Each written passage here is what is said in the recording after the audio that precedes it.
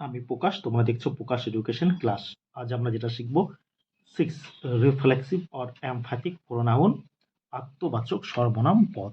এই আত্মবাচক সর্বনাম পদ এটাকে একটু ভালো করে দেখতে হবে।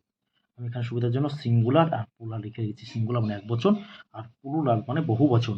যেমন 1 নম্বর লিখেছি মাই সেলফ। মাই সেলফ মানে আমি নিজে স্বয়ং। আওয়ার সেলফ, সেলফস আমরা নিজেরা। হিম সেলফ সে নিজে স্বয়ং। মানে বড় বুঝছো তো? মানে আমি অনেক সময় বলি না যে আমি নিজে কাজটি করেছি, আমি নিজে অঙ্কটি করেছি, এসব ক্ষেত্রে এগুলো ব্যবহার হয়। দেম সেলফ তাহারা নিজেরা। ইয়োর সেলফ, ইয়োর সেলফ তুমি নিজে স্বয়ং। তুমি নিজে স্বয়ং, মনে করো তুমি নিজে স্বয়ং প্রজেক্টটি করেছো। ইয়োর সেলফ তোমরা নিজেরা। তোমরা নিজেরা নিজেরা কাজগুলো করবে। অনেক সময় বলে ইট সেলফ ইহা নিজে বা এটি নিজে। দেম সেলফ এগুলি নিজেরা। এগুলো নিজেরা।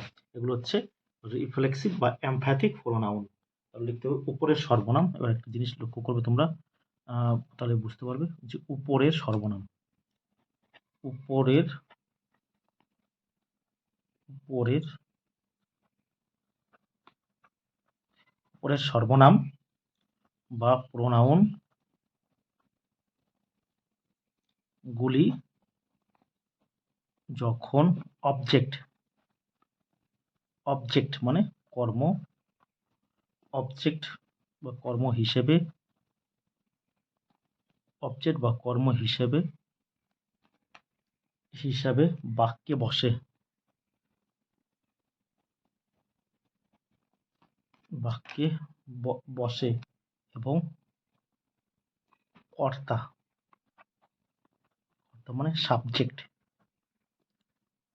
কর্তা মানে সাবজেক্ট, কর্তা মানে সাবজেক্ট, সাবজেক্ট ও কর্ম, ও কর্ম, কর্ম, কর্ম বলেছি মানে অবজেক্ট বলেছি তো, একবারই বলেছি অবজেক্ট অভিন্ন, অভিন্ন হয়ে ওঠে, তখন তাকে, তখন তাকে reflexive, reflexive, reflexive, reflexive pronoun,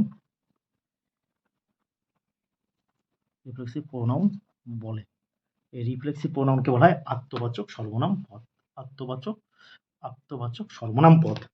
একটা উদাহরণ দিই আত্মবাচক সর্বনাম পদ, যেমন he lost, he lost himself, himself, যে হি লস্ট হিমসেলফ, এই যে হিমসেলফ এটা কিন্তু একটা অবজেক্ট, এটা কিন্তু অবজেক্ট, আর এটা কিন্তু সাবজেক্ট, এটা কিন্তু সাবজেক্ট, আর এটা কিন্তু এই যে অবজেক্ট, এটা কিন্তু অবজেক্ট, অবজেক্ট মানে কর্ম, আর সাবজেক্ট মানে কর্তা। বুঝতে পারছো?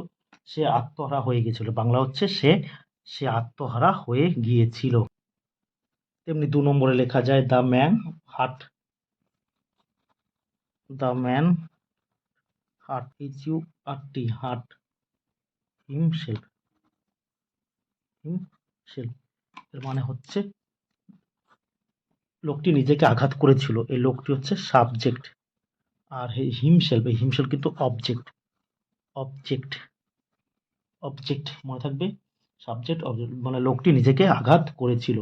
তেমনি যদি বলি 3 নম্বরে, 3 নম্বরে যদি বলা হয় the girl, the girl like, the girl likes to talk, to talk of herself, of herself. মেয়েটি মেয়েটি নিজের কথা বলা পছন্দ করে বা নিজের সঙ্গে কথা বলতে পছন্দ করে। এক্ষেত্রে এই যে দ্য গার্ল, দ্য গার্ল হচ্ছে সাবজেক্ট, দ্য গার্ল হচ্ছে সাবজেক্ট, আর এই যে হারসেল হচ্ছে অবজেক্ট। এগুলো হচ্ছে তাহলে রিলেটিভ না রিফ্লেক্সিভ বা এমপ্যাথিক প্রোনাউন। 3 নম্বরে একটা দেওয়া যায় ডু নট ইয়োরসেলফ। 4 নম্বর দেওয়া যায় ডু নট প্রেজ। প্রেজ কথা অর্থ কিছু কোনো কিছু পে আর আই ইজ প্রেস, পড়াফলে একটা ডু নট প্রেজ মানে প্রশংসা করা। Do not praise yourself, yourself মানে নিজের প্রশংসা, নিজের প্রশংসা করো না, নিজের প্রশংসা করো না, নিজের প্রশংসা করো না, যে ইয়োরসেলফ। দেখতে পাচ্ছ বন্ধুরা, আর এখানে সাবজেক্ট নেই, কিন্তু সাবজেক্ট কিন্তু নেই। তারপরে আবার বলছে we can not cheat our self, we can not cheat our self, এখানে উই হচ্ছে সাবজেক্ট আর আওয়ার সেলফ হচ্ছে অবজেক্ট। তাহলে বোঝা গেছে এগুলো সবই কিন্তু রিফ্লেক্সিভ প্রোনাউন, এগুলো কর্ম বা অবজেক্ট হিসেবে ব্যবহার হয়েছে, এগুলো কর্ম বা অবজেক্ট হিসেবে। কিন্তু একে কেন রিফ্লেক্সিভ প্রোনাউন বলছে আর এমফ্যাথিক প্রোনাউন কেন বলেনি? এমফ্যাথিক প্রোনাউন বলতে তাহলে হবে যেগুলো, তাহলে যেটা হবে এমফ্যাথিক প্রোনাউন বলতে গেলে এখানে হচ্ছে আই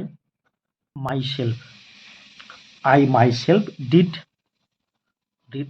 দ্য ওয়ার্ক। কি আমি নিজে স্বয়ং কাজটি করেছিলাম, আমি নিজে স্বয়ং কাজটি করেছিলাম। এটা হচ্ছে এমপ্যাথিক, এটা হচ্ছে এমপ্যাথিক এগুলো হচ্ছে এমপ্যাথিক প্রোনাউন হবে, এগুলো হচ্ছে এমপ্যাথিক প্রোনাউন। কেন? যে আয়ের পর মাইসেল বসেছে, অথবা হতে পারে বা I did the work, I did work myself হতে পারে, অথবা এরকম হতে পারে, অথবা I did the work for myself হয়েছে। তাহলে এইগুলো এখানে মাইসেলফ আত্মবাচক সর্বনাম, আই প্রোনাউনের অপোজিশন, মাত্র অপোজিশন মনে রাখবে। তারপর যদি বলি I saw the man himself noun, এখানে ম্যান ও নাউনের অপোজিশন মনে রাখবে। যে একটা জিনিস মনে রাখতে হবে, এখানে একটা যে জিনিসটা মনে রাখতে হবে সেটা কিন্তু খুব গুরুত্বপূর্ণ, একটা জিনিস তোমাদের মনে রাখতে হবে, সেটা কিন্তু খুব গুরুত্বপূর্ণ। এখানে আর কিছু মনে রাখো না রাখো, কিন্তু এটা মনে রাখতে হবে যে রিফ্লেক্সিভ রিফ্লেক্সিভ